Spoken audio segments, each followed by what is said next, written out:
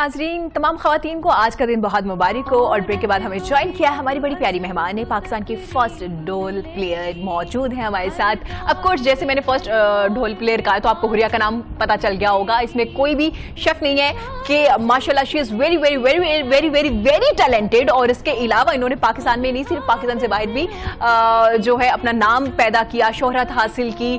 और आज हुरिया से बात करेंगे उनकी कामयाबियों के हवाले से, किस तरह से वो उन्होंने ढोल को प्ले करने के लिए सिलेक्ट किया और भी बहुत से इंस्ट्रूमेंट थे, तो किस तरह से हुरिया अपनी आज का दिन सेलिब्रेट करती है। अस्सलाम वालेकुम हुरिया, वेरी गुड मॉर्निंग, कैसी हैं आप? वालेकुम अस्सलाम, good morning to you too. मैं बिल्कुल ठीक हूँ, आप कैसी हैं? मैं बिल्कुल ठीक हूँ। हुरिया आज का दिन बहुत मुबारक हो। खैर मुबारक, आपको भी बहुत ज्यादा मुबारक। थैंक यू हुरिया, बहुत शुक्रिया। हुरिया हिट करती है खवातीन का आलमी दिन? ज्यादातर तो खवातीन के साथ ही आज का दिन चल रहा होता है। वैसे मेरा काम चूंकि थोड़ा मर्दों वाला है तो मोस्टली मेरा खवातीन के साथ इंटरेक्शन कम होता है, लेकिन ये स्पेशल एक पूरे साल में दिन आता है जो मेरा टोटली खवातीन के साथ होता है और मैं उन्हीं के साथ सेलिब्रेट करती हूँ। और सेलिब्रेशन में मेरा ढोल ही मेरे साथ होता है, गुफ्तगू चल रही होती है और हर साल नई जो है हम खवातीन को देखते हैं आगे बढ़ते हुए और ज्यादा एक्सप्लोर कर रहे होते हैं। जो पिछले साल में अचीवमेंट्स होती है ऑब्वियसली देख के सबको अच्छा लग रहा होता है, फिर जो नए साल में होती है उससे और ज्यादा खुशी होती है कि हम लोग रुके नहीं है, कहीं हम लोग चलते जा रहे हैं, हम चलते जा रहे हैं। बड़ी ज़बरदस्त बात की हुरिया ने कि अच्छा लगता है हर साल नई खवातीन जब आगे आ रही होती हैं, कामयाबियां हासिल कर रही होती हैं तो बड़ा अच्छा लगता है। हुरिया, जैसे आपने कहा कि आपका काम ज़्यादा मर्दों वाला है, बहुत कम, मतलब एक दो लोग ही होंगे जो ढोल प्लेयर कर रही हैं खवातीन, जिनमें फर्स्ट आप हैं, उसके बाद एक दो लड़कियां और भी आई जिन्होंने ढोल को प्ले किया। हुरिया, मर्दों वाला काम क्यों सिलेक्ट कर लिया, जिसमें बिल्कुल देखिए हर डिपार्टमेंट में खवातीन काम कर रही है, इसमें कोई शक नहीं, लेकिन ढोल इट्सल्फ बड़ा मुश्किल काम है, इसको प्ले करना और इसका एक जो इसका बीट है उसको पकड़ना बड़ा मुश्किल काम है। तो कैसे आपने सिलेक्ट किया, किस तरफ आई और कितना अच्छा लगता है ढोल को प्ले करके? अच्छा, जब मैंने इसको प्ले करना शुरू किया था, ये 10 साल हो गए अब तो मुझे माशाल्लाह प्ले करते हुए, तो तब मुझे ये नहीं पता था कि ये मर्दों वाला काम है या मुश्किल काम है या मैं वुमेन एम्पावरमेंट में फॉल कर रही हूँ। वो तो तब मैंने वैसे ही शौक से इसको शुरू किया, एक बस था कि ढोल हो मेरे पास और मैं उसको बजाऊं। और ये भी मुझे नहीं पता था कि ये एक मुश्किल काम है, ये एक पावरफुल काम है, इसके अंदर जान लगती है, ताकत लगती है इसको बजाने के लिए।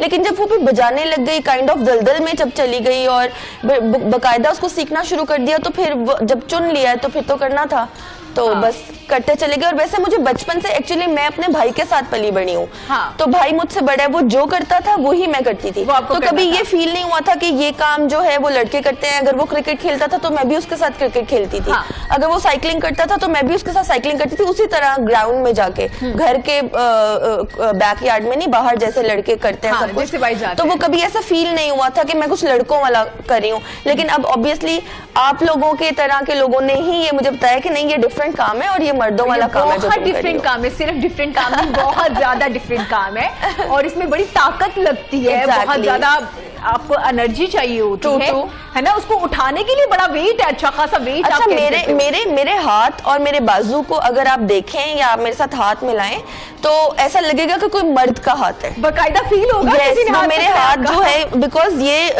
लेदर होता है, लेदर आपके हाथ के साथ लगता है तो वो बिल्कुल मर्दाना हाथ हो जाते हैं। और फिर मेरे बाइसेप्स बने हुए हैं, मेरे ट्राइसेप्स बने हुए हैं, तो वो लड़कियों के मोस्टली नहीं होते। कोई जिम नहीं, कोई कुछ नहीं, नो, मैं तो इतना लेजी बंदा, मैं जिम तो जा ही नहीं सकता ना। अच्छा हुरिया, माशाल्लाह से 10 साल, बहुत कम एज में आपने स्टार्ट कर लिया ये प्ले करना। आज से 10 साल पहले थोड़ा पीछे जाएं तो ये कॉन्सेप्ट, मतलब सोचना भी अजीब चीज है कि एक लड़की ढोल प्ले करेगी। देखिए दरबारों पे, जब मज़ारात पे, मेले उर्स वगैरह पे ये ढोल जो है ये बड़ी एक अहम एक चीज समझी जाती है, उसको प्ले किया जाता है। और वहां पे जब ये समझना है कि एक औरत आएगी वो ढोल प्ले करेगी, वेरी डिफरेंट चीज। तो जब स्टार्ट किया, बाहर जाना शुरू हुई इवेंट्स पे, उर्स वगैरह पे या डिफरेंट इवेंट्स जो मजहबी होते हैं, तो कैसा लगता था मर्द हजरात को देखे जब इर्द गिर्द, सिर्फ जाहिर है जब ढोल बज रहा होता है तो लोग इर्द गिर्द आ जाते हैं? बिल्कुल ऐसे ही है। अच्छा, मुझे शुरू में तो इतना नहीं पता था, जब आप कोई चीज को सीखते हैं और आपको अप्रिसिएशन मिलना शुरू होती है, क्योंकि यूनिक कॉन्सेप्ट था, तो खाली गले में ढोल ही लोगों को ऐसा लगता था वो लड़की ढोल बजाती है। आपको ना भी आता हो तो वो आप उसी से वायरल हो जाते हो, इतनी सी बात से।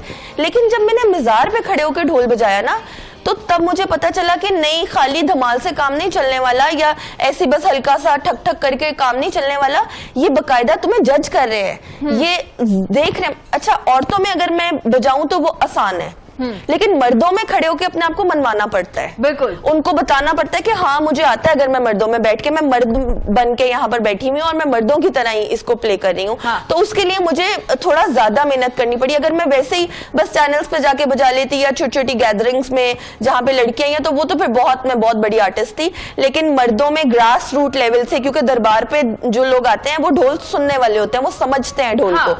आपसे बीट ना छूट जाए, आपसे लय ना छूट जाए, आप कोई और गलती ना कर दें, तो वो बिल्कुल मर्दाना तरीके से जो है वो मुझे बीट और लय वगैरह सारी चीजें बाकायदा तौर पे इसको देखा जाता है, इस पे फोकस किया जाता है। यही तो काम है सारा। देखें, अगर ऐसे लग रहा होता है ठक ठक हो रही है, लेकिन नहीं, ये बाकायदा एक लय होती है। देखें, जैसे आप गुफ्तगू करिए, आपका काम ही बोलना है, आप गुफ्तगू करिए, आपको अपनी पिच का पता है कि मैं यहाँ पर थोड़ा सा इस वर्ड के ऊपर ज्यादा वजन डालूंगी और मैं एकदम से ऊंचा नहीं जाऊंगी, एकदम से नीचा नहीं जाऊंगी, मेरी आवाज मेरे मुताबिक मैं बात करूंगी। जैसे कोई भी बात है, जैसे अब आज वुमेन्स डे है, तो आप वुमेन्स डे का जब वर्ड बोलेंगी तो आप उसके ऊपर जरा ज्यादा फोकस करेंगी, तो आपके लहजे से फोकस नजर आएगा। तो इसी तरह जब हम उसको प्ले करते हैं, क्योंकि हम तो मुंह से चुप हैं, अपना ढोल सुना रहे हैं, कानों में तो ढोल सुन रहे हैं आप, तो उसके वर्ड्स जो हैं, अल्फाज उसके प्रॉपर आने चाहिए, प्रॉपर पता चलना चाहिए क्या बज रहा है, फिर लय कहाँ से। ऐसे नहीं कि अब एकदम से ऊपर चले गए, एकदम से नीचे चले गए, आप ग्रेजुअली ऊपर जा रहे हैं। तो ये बड़ी टेक्निकल चीजें हैं इसमें जो सीखनी पड़ती है। बेसिकली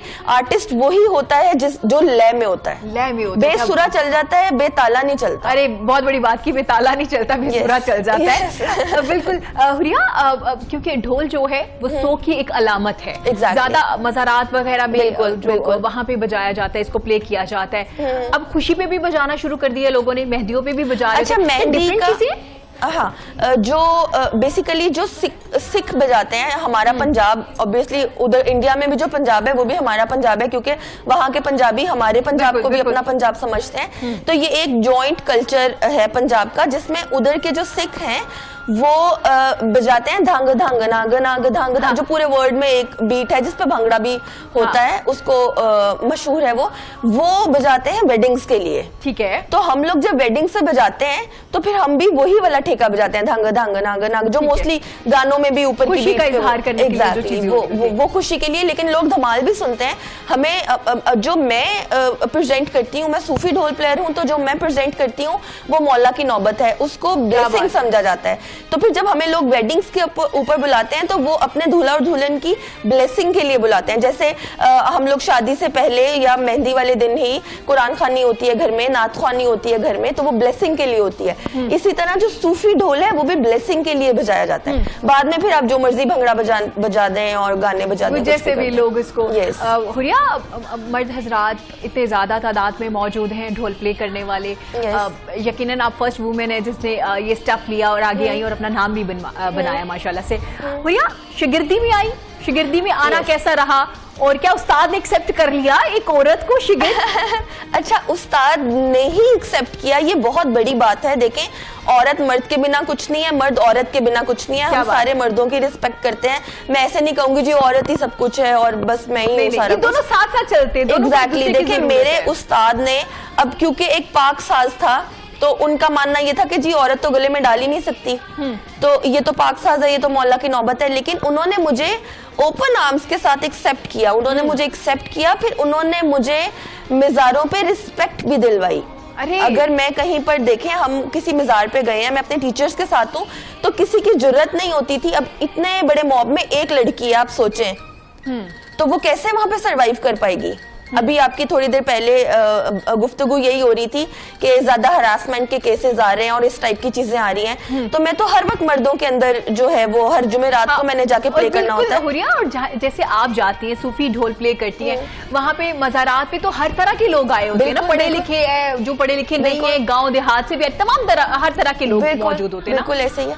अच्छा, मुझे कभी भी इस तरह की किसी चीज का सामना नहीं करना पड़ा, अल्हम्दुलिल्लाह। एक तो मेरे साथ बड़ा नाम गूंगा साईं जी का मौजूद था, उनसे सब इतना खौफ खाते थे, उनसे डरते थे, उनकी रिस्पेक्ट करते थे और उनको पता है कि इनकी बेटी इनके साथ है, तो वो इस तरह की कोई चीज़ नहीं हुई। लेकिन ओवरऑल भी अगर मैं पहले तो डर लगता था अकेले जाते हुए मज़ार पे कि इतने लोग हैं, कभी इस तरह की जगह पे नहीं गए थे, बट अगर कभी मैं अकेली भी फिर मैंने जाना शुरू कर दिया था, जब फैमिली में सबको पता चला जी इसने तो मज़ार पर जाके ढोल बजाना शुरू कर दिया है। ढोल तक थोड़ी सी एक्सेप्टेंस थी, लेकिन जब मज़ार में जाके बजाना तो वो फिर वो ज्यादा एक वो कंट्रोवर्सी स्टार्ट होगी ना कि ये क्या सिस्टम है, ये किस तरफ को चल पड़ी है।